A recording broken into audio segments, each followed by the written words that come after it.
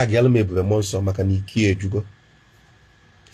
Ebube Monso echeki m ịnọ life ka m drop ọlụ gị meseji a kịta. Ị na-ayị na-ayị sinsi achọrọ m ịtụle gị ọnụ. Reverend Fada Ebube Monso iyigide gị ala achọrọ m ịtụle gị ọnụ, mana ijile gị aka gị taala nke ya ala ataghị. Ọ bụ na Gọvanọ Charles Nwansoludo akpụrụrọ gị ka ị kọwaa onye asụrụ ube ọnwụọ na vidiyo anyị post 2 days ago. Then mụnwa bụ Maazị Dibia na-anwụ iyi n'ava Chukwu na ọdịnala eji mara ovu onye anwụ iyi. Enwerọ ka m zuo ike ma mee gosiro fake miracle niile ngwa bụ Ebube Monso na-eme, fake amma niile ị na-eme site agaba n'iru nyanwa ya abụọlụ mma na-alụ n'iru akwụkwọ. I repeat, ọ bụ na Gọvanọ Charles Nwansoludo akpụrụrọ ngwa bụ Ebube Monso ka igosi onye anyị si na-asụ ube onye anwụ na vidiyo i post 2 days ago ka i post vidiyo. Ọ bụrụ na ngwa bụ Ebube Monso na Gọvanọ Charles Nwansoludo akpụtarọ gị ka igosi ka esi sụọ dịsị mma onye akpọrọ afa n'oke ite anwụọ. Ọ bụ na o gosiri ya, mụnwa ga-evolunteer to expose your fake all this while. Ana m agba nkịtị na-apụ ala, mana ala ị na-apụ n'aka nke a ka o yezu. Ebube Monso na uke iyi gala na mma ngị na gọvanọ adọrọ na mma. Ịma na gọvanọ na-edewe ka ọ chịrị gị taa because of nonsense ị na-agbalịpụgba ọnụ. I wee chọọ ka ihe esi wee gbali iru, wee bụrụ ndị dibịa ka ihe eji gbali iru, wee bụrụ omenala ka ihe eji gbali iru. Ivele emechi atịọ eji dị mkpa dịka gị ịchọcha ihe eji wee gbali iru, ọ bụrụ oke ite na trend ka ngị na gọvanọ wee dị na mma. Ebube Monso egwu kweghị ka ọ bụ na gọvanọ abịarọ personally mpụta echi na mma ede leta to gọvanọ. Ọ bụ na gọvanọ akpụtarọ gị bụ Ebube Monso ka ị kọwaa ka esi sụ mma na ite a ogbuo mmadụ. Ọ bụ na gọvanọ akọwarịa personally n'afa ndị ọdịnala, I will file litigation against you. Ọ bụrụ na o nwere ife ọzọ mmee ndị sie ya bụrụ ya ka nlụ. Ama m na ị nwere ego kwakọba lọya gị, inwekwu ọgwụ inwe kwakọba na nke ikpeazụ a ka ị avụ na ife na aka ibie. Ọ bụ na gọvanọ akpọrọ gị ka ị kọwaa ka oke ite a iji kịta ife isi na oke ite. First of all, ị ga-akọwa ka o si bụrụ oke ite, then ị kọwa onye eji ewe egbu, kọwaa human sacrifice eji eme. Ọ bụ na ị kọwarịa personally, mụnwa bụ Maazị Dibia dịka chairman ndị ọdịnala ga-file litigation against you. Then wee gosi gọvanọ na ịbụ a total fake. Onwere ofu mmụọ nsọ dị gị n'ime, onwere ofu amụ ị na-ebu. Ịbụ a notorious bandit, pulpit bandit na-enwere ozu nwụrụ anwụ ka ịbụ na o nwere ife tọgbọ n'ime. Ka m esi gosi na o nwere ife iche bụ na a ga-akpọpụta mmadụ 100. Akpọpụta mmadụ 100 ọkwa isi na ịbụ onye ama. Mụnwa bụ Maazị Dibia ya analụ mmadụ 100 aka gbaalụ vava gwa ife na-emefe, ọkwa isi na ịbụ onye ama ka ime ya imeri ya ị ga-eje nga. Ọ bụ na o nwere ife ọzọ succeed na court ka ọ ya adịme o, na court ka ọ ya adịme. Ọkwa ịbụ onye ama anyị akpọpụta mmadụ 100 na court ka ịbụ ama, akpọpụta mmadụ 100 ka m gbaa afa ka anyị mara onye bụ onye ama ime mụ na gị na-abụ. Osikwa ike ndapụ iguli ka m nwere ọsị na mbụ ka m gwa gị na ama na ị nwere ife ịma bụ ama. Ọkwa ịchọ ịla atọ onwe gị, ana m edeghị sis ka ị yala ịda na trap iwee zuzugide wee bụ na ndị dibịa ka ihe eji wee shine. Soludo nkwere religious war ịchọ ka o bido na Anambra ebidogokwa na-elu ozu nwụrụ anwụ Ebube Monso na-ewetelu ndị dibịa ọnụ, na-elu ozu nwụrụ anwụ Ebube Monso na-ewetelu ndị dibịa ọnụ. Ịbụ onye a na-arenji bandit ama ama na-agba nkịtị sisi na-ezuzugharị bezọ na onye biri ibi ebiri. O wee bụ na ọka i wee welu ndị dibịa wee masị ụtọ ka ngị na Soludo wee dị na mma. Iwechego ọfọ ka ọ ya ara na nke a ka ị ya ama na nwoke na aka ibia.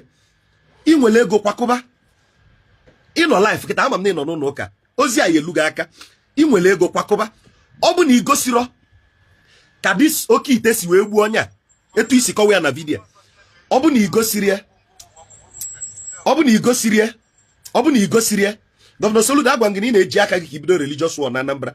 Agwa gị ife a since years. Agwa gị ife a last year si gị ebido na this thing na ihe eji aka gị bute nsogbu n'obodo a. Olugo nene Ebube Monso ozu nwere anwụ na-agba nkịtị eri mgbe anyị ma na ịbụ a notorious bandit ke mụ kwuru isi na ịbụrụ onye a na isi na ịbụrụ onye ori ama ama na amụ ị na-ebu bụ real ka anyị je na court mee. Mụ sị na nwoke adịrọbeghị ofu gbara ama ada agaghị n'anya ka akwụba m kwụba gị ka anyị mara onye bụ onye ama. So isi na nwoke edịbeghị Ebube Monso file litigation against my organization. Ọfịs m dị n'Ọka, weta akwụkwọ kpọta lọya gị ka ọ bịa Ọka wetala m akwụkwọ. Ebube Monso enye gị from now till 24 hours ịkọwara vidiyo nwa. Ọ bụ na Gọvanọ Soludo gba nkịtị ịkọwara vidiyo nwa mma file litigation against you. Ị nwere ego kwakọba lọya.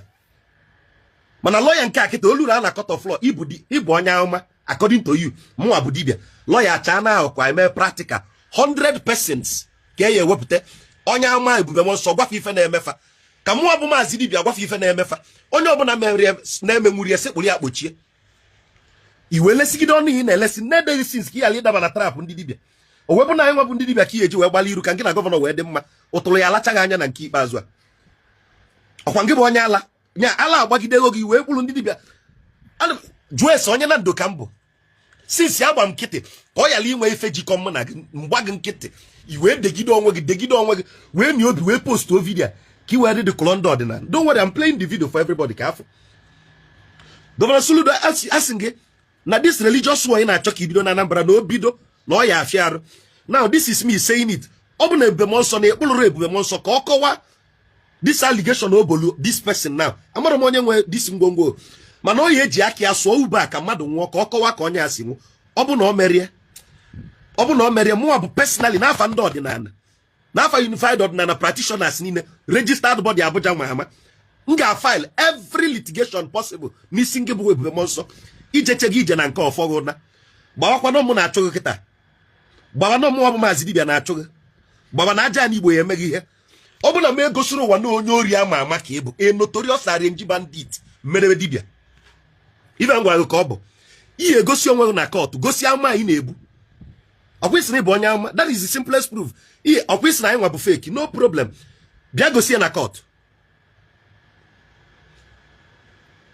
bịa gosi na court, bịa gosi na court. Ọkwịsị na ịbụ onye ama, bịa gosi na court because na ị na-ene anya ihe ị ga-eme ka gị na Soludo dị na mma. Ị mara gọvanọ na-edeghị ka ọ kọpịa gị maka na mmadụ atọgbọrọ gị n'ime ịwanyịchaga ọnụ kịta oluzie kịta ị na-achọ ụzọ ihe esilite obi gọvanọ o wee bụrụ ndị ihe eji wee meta obi gọvanọ bụ ndị dibia ewu eriri eri iwe chọcha onye agwa gị sị not under my tenor maybe nchịcha litu onye ọzọ chịbụ ime not now nnachi not in my tenor ka ihe mie Ebube Nsọ ijecheghị ọfọghụ na gọvanọ Soludo nekwe agwa nga agwasị gị na ọkụ ị na-amụnye bido gbaba ọ ya agba onye ọbụla. So Soludo nekwe na ome gọvanọ with excellency with due respect na a notorious arranged bandit mepere ọnụ sị na ya nwa bụ ndị dibia ịkọwarọ ka esi sụọ mma ogbu onye a ihe eje nga ịkọwarọ ka esi sụọ mma egbu onye a ihe eje nga nọ n'entity sayi ọnụ na-akọ nonsense ka i were dịkụlọ ọdịnala ka gọvanọ wee fụ gị n'anya iwe chọcha ndị ihe eji wee goli iru ọbụla anyị nwa bụ ndị dibia. Ebube Nsọ kwakụkwanụ achọrọ m ka okwu ata aka kwakụọ na m gwara gị kwakụọ dede na ngwa gị ife njisi onye ọbụla ma gị tụsa alụgozi ya ka olugu n'aka kwakụọ echego nga aka mgba ijero nga na nke anwa dolite ya azọghị bịa tụọ ọsọ na mbụ n'anya ka ibu nwa amada adị maka ọ bụ na iburu amada adị ijekọ nga ele ngwara gị ka ọ ya dị ka anyị malụzi onye bụ fake na onye bụ real. Ọkwa ịbụ onye ama ọkwa ife ya bụ nne vidio gị iwere asị na-asịgbu ụmụ mmadụ ihe egosi ya na nke a kịta ekene biko Igbo mụ na ya dị na mma. Aka mbụkwa maazị dibia Oji nkụzi eme ọjị aka ji ofe arụ ofu ya na ndụ. Biko ebe ọbụla ị nọ na tagialụ m gọvanọ Charles Soludo tagialụ m Ebube Nsọ maka na ike ejugo. Ebube Nsọ echeki m ị nọ live andrọpụ ọlụ gị meseji a kịta ị na-ayị ala ị na-ayị sinsi achọrọ m ịtụle gị ọnụ